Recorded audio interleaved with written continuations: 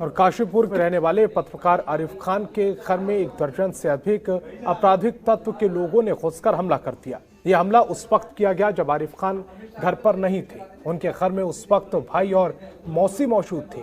इन आरोपियों ने घर में घुसकर तोड़फोड़ करते हुए धमकी दी। वहीं वारदात के बाद हल्ला मचाने पर भीड़ इकट्ठा हो गई, जिसके बाद आपराधिक तत्व लोगों ने घर से बाहर दुकान के लड़के के साथ मारपीट करने लगे और पत्रकार आरिफ खान को मारने की धमकी देते हुए मौके से फरार हो गए।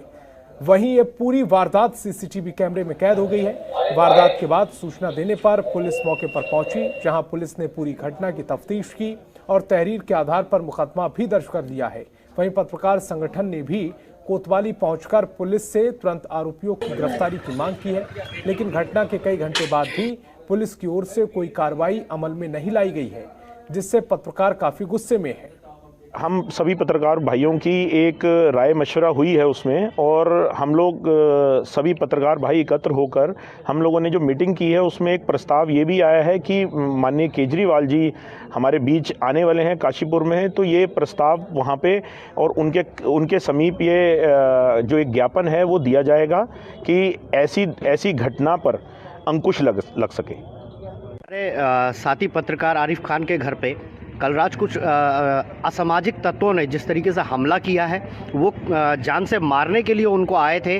उसमें जो सीसीटीवी फुटेज है उसमें ये स्पष्ट भी होता है कि वो कोई बड़ी वारदात को अंजाम देने के लिए ही आए थे। देखिए, कल साय की बात है, जो हमारा चौकी बांसुड़ान क्षेत्र पड़ता है, थाना काशीपुर का। तो वहाँ पे आरिफ जी हैं, एक मीडिया से हैं, तो उनके द्वारा बताया गया कि कुछ व्यक्तियों के द्वारा जो है उनके घर में घुसकर गाली गलौज की गई है और घर में तोड़फोड़ भी की गई है।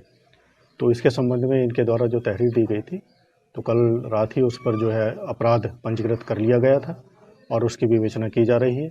और जैसे विवेचना के दौरान जैसे भी साक्ष्य आएंगे उसके अनुसार जो है उसमें विधि सम्मत कार्रवाई की जाएगी। और मेरे साथी पत्रकार आरिफ खान खुद फोन लाइन पर जुड़ रहे हैं। आरिफ, ये हमलावर कौन थे? किसी पर आपको संदेह और पुलिस की अब तक कार्रवाई कहां तक पहुंची है?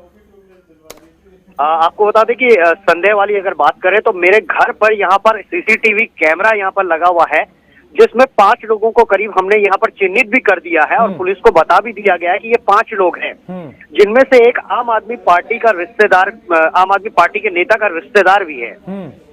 और उसी आम आदमी पार्टी के जो नेता है यूनुस चौधरी, उन्हीं के इशारों पर ये लोग यहाँ पर आए थे और इन्होंने यहाँ घर पे आकर के तोड़फोड़ की है। साथ ही दुकान में जो काम करने वाले युवक है उसके साथ यहाँ पर मारपीट भी की है। कुल मिलाकर के गुंडा तत्वों को यहाँ पर भेज करके, और कहीं ना कहीं जो खबरें हमारे द्वारा पहले दिखाई गई हैं, प्रमुखता सच्चाई को दिखाया गया है, उसको कहीं ना कहीं दबाने का प्रयास किया गया है। इससे पूर्व में भी कुछ लोगों के द्वारा धमकियां दिलवाई गई थी कि यदि आगे ये इस तरीके की कोई खबर लगाते हैं तो अंजाम बुरा होगा।